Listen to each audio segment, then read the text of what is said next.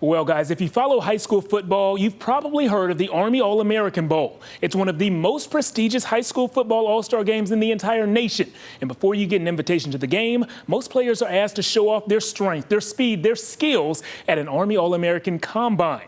Last week, 3 players from our area were invited to that combine. And the thing is, all 3 of those players attend the same school. My name is Gunnar Holmberg. My name is Ricky Person. My name is Joe Kane. And I'm going to the Army All-American Combine. The All-American Combine. To the Army All-American Combine. They are 3 of the best junior football players in the entire state, and now they're receiving national recognition. Heritage High School quarterback Gunnar Holmberg, defensive end Joe Kane, and running back Ricky Person are all on their way to one of the biggest football showcases in the world, and they all have something to prove. I want to show the coaches and everybody else that I got the tools and I got the key to success and go to that next level. I heard it's the best talent in the whole country, so I just want to show out and show everybody what I can do. I don't really care too much about ranking, but just kind of know like I'm not an underrated guy. Like I can go stick out with the best of the best. 5 stars, it doesn't really matter to me. I can compete with whoever there is.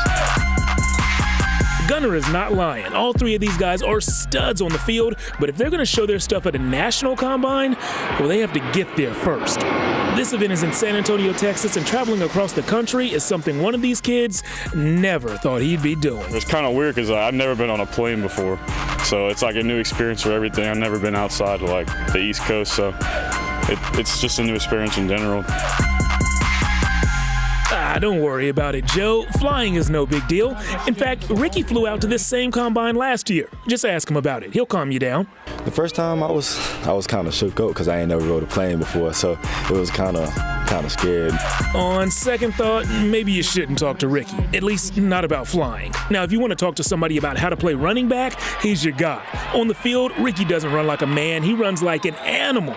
And no, that's not an insult, that's his goal. Coming from a position coach, he said, if you're going to be a running back, you got to be a dog. So throughout the whole season, I've been saying I'm a dog. So I'm here to tell you that I'm a dog and I ain't scared to fight.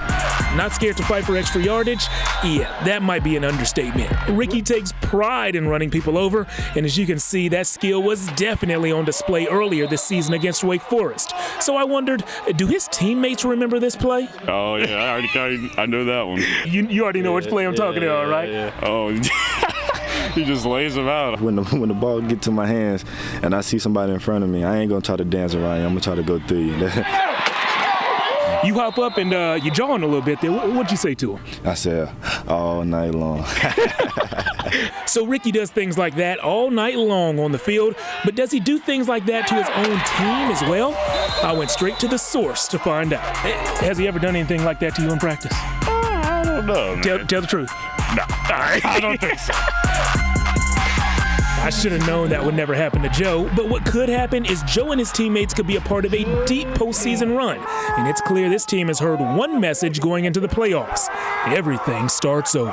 Everybody's 0-0 right now. We're no longer 9-2. We're 0-0 going to the playoffs. It's a new season. Everyone's 0-0. Huh. They all said the same thing.